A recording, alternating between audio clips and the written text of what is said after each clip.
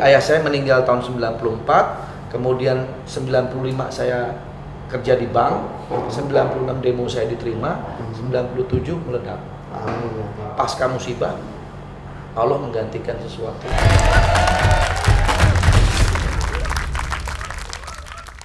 Silaturahmi itu membuka pintu rezeki. Betul. Maka bersilaturahmi lah. Banyak teman banyak rezeki. Banyak teman banyak rezeki. Tapi tetap pilih-pilih teman juga ya. Iya. Jangan teman yang negatif kita temenin juga. Iya, gitu. kita harus pilih lingkungan. Kita harus pilih lingkungan. Betul. Karena rezeki kita bisa saja dari mereka-mereka itu. Betul. Ya saya mungkin bisa menjejakkan kaki di dunia aktif karena kenal Pak Syangkar. Pak Syangkar kasih saya kesempatan untuk bermain sinetron. Akhirnya saya bisa bermain sinetron. Bro, kembali ke awal lagi bro. Iya. Nama Stinky dari mana awal asal mulanya? Nah, Stinky. Jadi gini, band saya itu sebelum masuk ke dunia rekaman namanya Slogi. Slogi. Begitu masuk dunia rekaman, produsernya bilang ganti dong namanya, jangan ini kurang menjual. Akhirnya dapatlah Stinky. Stinky itu dari kata ada dua sih sebetulnya. Yang pertama karena kita film Casper. Itu ada musuhnya Casper ya Pak, yang namanya Stinky yang bau itu. Smellogram. Itu kita senang sama itu. Terus nyebutannya Stinky lucu gitu kan. Itu gitu Pak. Atau yang kedua kita bisa bikin sebuah arti bahwa Stinky itu S-nya tuh satu, Tinky itu dari kata thinking, dipeleset jadi Tinky, satu pikiran. Jadi kita satu band itu punya satu pikiran untuk sukses di musik. Setelah naik karirnya Bro Andre ini ada titik jatuh nggak? Lagi nggak ada job, ini salah, itu salah. Dilematis situasinya ada? Alhamdulillah sih belum. Jangan sampai lah, mudah-mudahan jangan sampai titik. Tapi ketika saya masuk terjun ke dunia politik itu memang pilihan yang berat.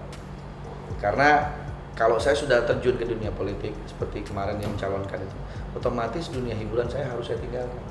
Hari ini bersyukur nggak terpilih? Bersyukur. Nggak terpilih. Nah ini makanya ini sebuah misteri kehidupan juga yang pernah saya alami gitu ya. Memang kita harus memilih pada saat itu ya. Dalam hati saya jujur ketika ditanya sebetulnya lu pada saat itu 100% nggak lu pengen terjun ke dunia politik? Belum 100%. Karena saya paham kapasitas saya. Cuman karena saya tertantang, saya kan orangnya suka tantangan. Saya pengen coba deh ke dunia ini gitu kan. Memang saya nggak punya basic politik tapi saya yakin bisa gitu. Nah akhirnya begitu setelah saya nyemplung saya tahu gelombangnya seperti apa ya saya naik lagi. Saya mungkin nggak cocok di gelombang itu. Saya di gelombangnya ini aja deh lebih aman dan saya sudah menikmati di sini gitu. Sudah untuk berbakti atau untuk mengabdi kepada masyarakat tidak perlu harus jadi kepala daerah atau jadi pimpinan. Seperti saya ini pun seniman juga bisa mengabdi kepada masyarakat dengan karya-karya saya. Bisa dengan menghibur masyarakat. Karena kan Andre sekarang udah berada pada ibaratnya artis papan atas lah. Alhamdulillah. Ya. Kalau film pernah main di film apa bro? Saya film sebetulnya dikit sama Pak Syangkar. Ya karena saya sudah terlalu banyak waktunya terbuang di televisi yang stripping, sehingga saya tidak bisa membagi waktu. Tawaran film banyak Pak, tapi mungkin kesempatan saya di TV lebih duluan, sehingga saya akhirnya fokus di dunia comedy play yang di TV Opera Panja apa, dan itu setiap hari Pak syutingnya. Jadi film saya sedikit, cuma kiamat sudah dekat.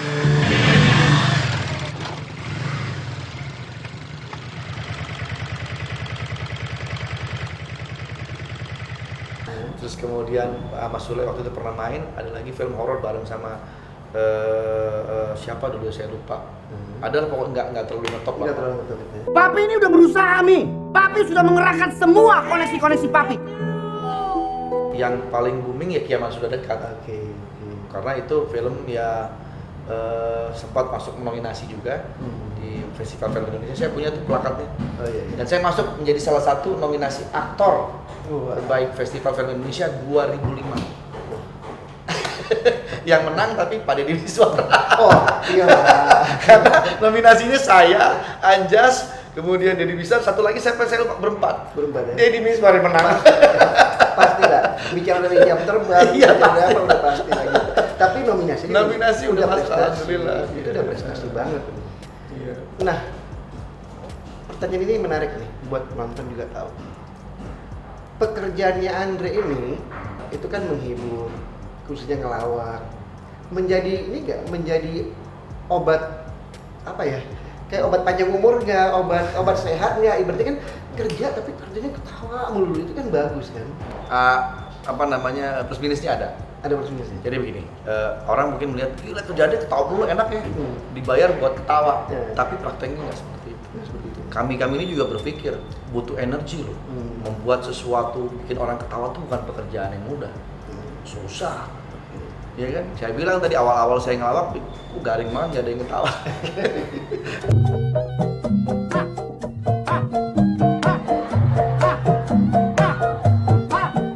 Itu bukan pekerjaan yang mudah, jadi kita butuh energi dan tentu saja sama seperti orang-orang bekerja lainnya. Pasti ada stresnya, ada boringnya, ada bosennya, segala macam pasti ada. Tapi kalau dibilang plusnya adalah ya benar kita happy gitu kan, datang ke lokasi bercanda gitu tapi dibayar. Iya kan? Orang senang. Ibaratnya gini, kalau lagi kondisi mumet terus ada panggilan kerjaan buat syuting misalnya, itu mood langsung berubah di sana kan? Iya, ada bisa ya bisa juga tidak. Oh, karena mungkin ada bisa nggak, kenapa? Pada saat lagi mumet di lokasi mungkin kelihatan agak-agak bete, nggak keluar. Nggak keluar. Kan? Atau sebaliknya. Sebaliknya. Lagi mumet masuk sini, wah, lepas lagi ketawa. Iya betul. Iya, manusiawi lah. Tapi kalau ditanya sama anak-anak saya di rumah, ditanya, "Papa gimana sih di rumah orangnya? Suka bercanda kayak di TV?" Wah, papa orang di rumah serius. Papa orang di rumah diem dan bahkan galak. Ya karena saya seperti manusia juga yang lainnya. Ketika saya di rumah, ya saya juga nggak ngelawak. Tukang beca ketika di rumah kan nggak ngegoes beca lagi kan. Nah, gini, kenapa secara psikologi saya nggak tahu ya, ini saya coba tanya, siapa tahu Andre bisa jawab nih bro. Kenapa banyak orang senang di kerjaan tapi di rumah dia serius, tapi sebaliknya ada orang yang bercanda melulu kerjaannya tapi kalau kerja dia serius gitu, itu karena apa, faktor psikologi? Iya, itu dia. mungkin apa ya, dia ada rasa tanggung jawab. Ya ketika bekerja profesi misalnya sebagai seorang lawyer gitu, ketika dia masuk dalam sebuah persidangan, dia harus menjadi seorang pengacara yang kuat, tegas, ngomong lantang. Tapi ketika keluar ketawa-ketawa lagi, bercanda lagi. Ya itu mungkin sebagai bentuk bahwa ya ini pekerjaan ya, gue harus tanggung jawab gitu. Karena gini, beberapa kejadian itu di dunia entertainment itu kelihatannya palsu. Betul. Misalnya gini, Monroe, betul, artis hebat, iya, luar biasa, betul, ya kan? Tapi dia bunuh diri karena dia depresi di belakang. Kurt Cobain, Iya, nyanyi, dia juga begitu. bunuh diri juga. Bunuh diri. Si siapa tuh, Joker. Iya. Kelihatannya dia menghibur orang Iya. begitu, tapi di balik itu, Iya. nah, kalau di kehidupan Andre ada kepalsuan itu nggak? Alhamdulillah sih enggak. Aman ya? Alhamdulillah. Depan layar, biasanya belakang layar kayak nggak? begitu tuh. Hah? Biasanya kayak begitu. Ah. Itu semacam kayak pelampiasan. Pelampiasan. Ingin ingin mencurahkan isi hatinya yang selama ini dipendam. Nah, ketika dia curahkan, orang ketawa, orang senang. Jadi dia merasa, oh ya udahlah, ini gue gitu loh yang sebenarnya gitu kan. Berarti Bro Andre ini apa adanya ya? Maksudnya adanya. di depan kamera sama di belakang itu Alhamdulillah sama ya? Sama. Nggak ada depresi, nggak ada ini, nggak ada itu, nggak ada ya? Aman ya? Alhamdulillah. Iya, karena kan sering kita lihat. Memang banyak yang kayak gitu. Di dunia selebriti itu Iya, banyak banget. Banyak banget gitu. Atau mungkin juga mereka ngerasa gini, privacy udah nggak bisa lagi, Udah open public ya? udah open public. Mau keluar sedikit orang lihat, mau melakukan ini sedikit orang tahu. Jadi dia merasa kayak terkungkung hidupnya, kayak nggak nyaman hidup di sini tuh. Semua orang kayak ngeliat gua terus gitu. Iya. Akhirnya dengan begitu dia stres, depresi, udah sampai di titik dimana maksimalnya, udahlah gua kepengen sendiri aja. Gimana gua kepengen sendiri biar orang-orang nggak takut mati. Selesai. Gitu. Itu bahaya memang kalau kita nggak punya kekuatan iman, nggak punya rasa bersyukur. Nah itu Rasa bersyukur itu apa yang kita dapat, bersyukur dan ya terimalah resiko-resiko yang sudah kita dapatkan gitu ya. Ibaratnya bijak lah dalam. Iya, dapat cobaan bersyukur, dapat kebahagiaan bersyukur. Betul. Karena pasti ada hal yang baik di balik. Ini keren Pak Syakir. Iya, kan? Orang dapat cobaan musibah besar, ya kita harus ikhlas dan tetap bersyukur bahwa ini adalah pemberian dari Tuhan. Tapi sebaliknya, dapat kemewahan, kekayaan, ketenaran, itu pun juga cobaan. Cobaan juga. Iya, kalau nggak bersyukur ya kayak tadi, akhirnya bunuh diri, susah. Susah betul. Banyak kejadian itu sih.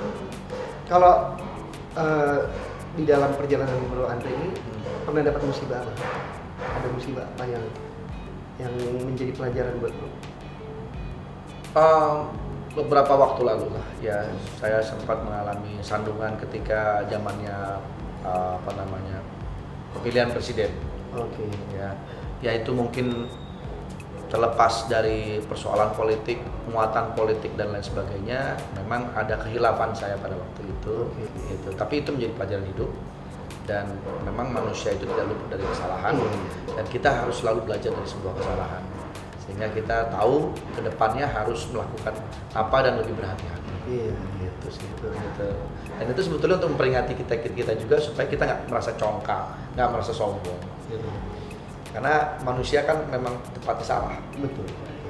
Ya, I mean, biasanya itu kalau ada satu kejadian itu ya itu satu menjadi pembelajaran. Ya. Ya kan kita mau koreksi diri dan kita tahu oke, kita nggak boleh ini.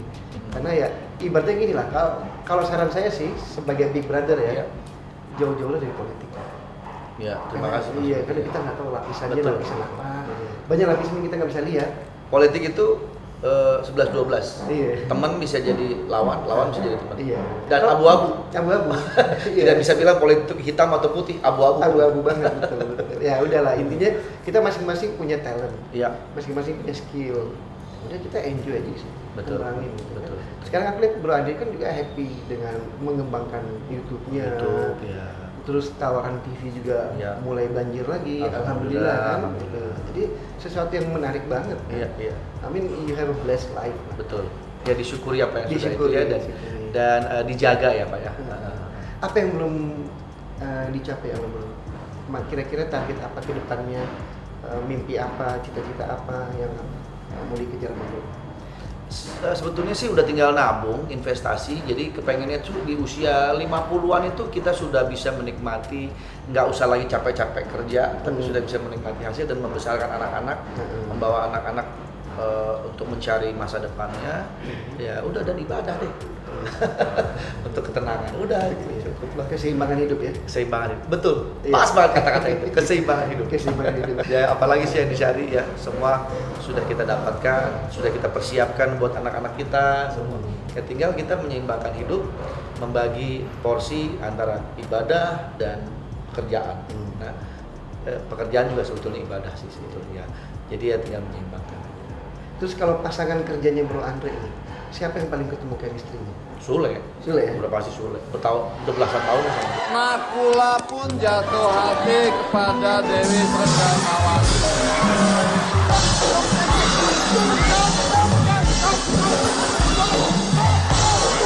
Siapa sih kamu? Kamu siapa? Bukan Wawan Tyler? Bukan. Kamu siapa?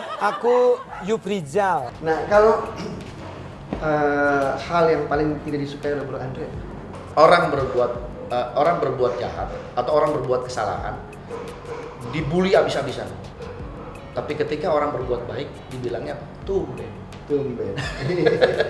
Kebaikan nggak dibahas, kalau ada kesalahan dibahas panjang. Tapi ketika berbuat baik kan tumben nih orang gini kita. Ini yang berjasa sih salah satunya Adul pelawak itu ya. Oh ya, Adul. Itu berjasa banget sama hidup saya. Oh ya? Jadi anak saya yang ketiga waktu itu melahirkan, tiba-tiba acara saya selesai semua, break, close. Jadi udah saya nggak ada kerjaan, jobless. Setelah ngelenongnya berhenti 2009, sebelum saya dapat OVJ, itu ada setahun saya nganggur tuh. Anak saya mau lahiran, nggak punya uang.